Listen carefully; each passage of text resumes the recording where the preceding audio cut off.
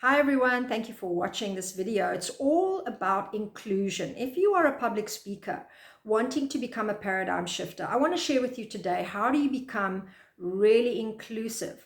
And I'm going to give you 3 tips on that. First of all, the inclusion you need to be focused on when you are actually using your speech, language, and communication. The second, how to adjust your speech so that you are much more inclusive. And the third one is, how do you actually create alliances and connections that are going to help you build much more warmth and connection in your community of people that you're speaking to, but also position you as someone that's taking care of people in a much bigger way than another speaker would.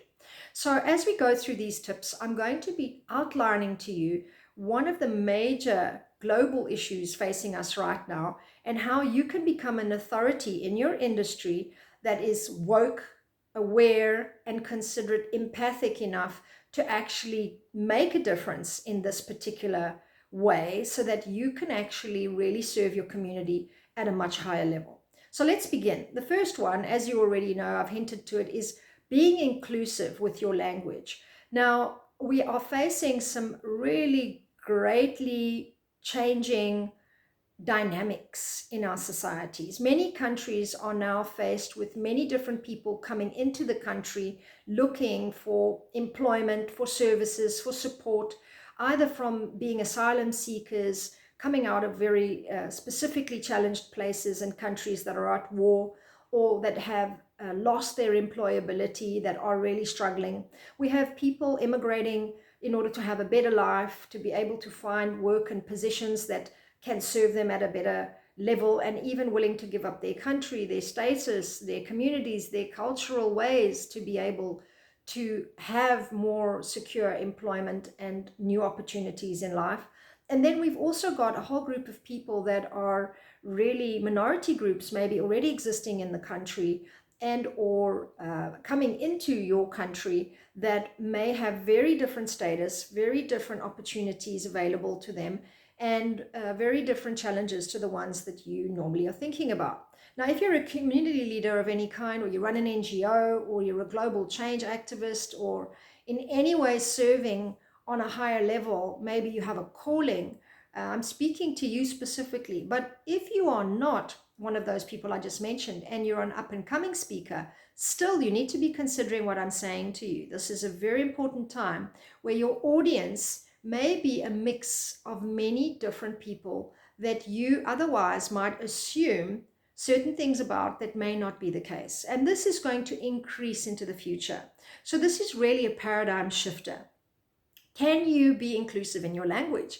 Can you study the different demographics in your country and look at how to become socially inclusive? It's a great, great way to create intercultural dialogue in the speech that you're presenting. How are you going to leave the audience with enough information, tools, tolerance, consideration for many different people in the audience that may not all share the same point of view, to be able to discuss and perhaps even generate new and interesting ways to solve problems? Are you speaking to a group of people perhaps that are second language English speakers, or in your mother tongue, maybe people that don't speak that mother tongue really well? Are you speaking to people that have very different points of view? Some might be employed, some might be self-employed, some might have children, some might not have children. Some may actually understand certain emotional words because they felt those emotions, and some may not, because either they haven't felt that, or they don't really use those words to describe those sensations. These are all key psychological trigger points that can put your audience closer to you and what you're saying, or send them far away, wanting to get rid of everything you're saying to them. So you can polarize an audience very easily if you're not inclusive enough. And I would hate for that to happen to you, because if you are a public speaker looking to be a paradigm shifter, this sensitivity is very important. Cultural sensitivity, political sensitivity, religious sensitivity, language sensitivity. Which brings me to my second point. Can you slow down? So you see me doing that right now, giving you time to process what I'm saying in a very standard, solid way. And this you will definitely need to do when you have an audience that is not used to listening to speeches often, and people who are not just to be assumed to be interested in what you're talking about or at your level or able to speak the English that you're presenting in. The third tip I have for you is to create alliances. Many times speakers come along with just what they can do, but to be a paradigm shifter, you need to be able to do what people need. And if you yourself can't do it, create an alliance, find a network, find a contact, find someone in your network. Look on LinkedIn. Look at what people are doing that resonates with your area of interest that might be able to serve your audience in a new and interesting way.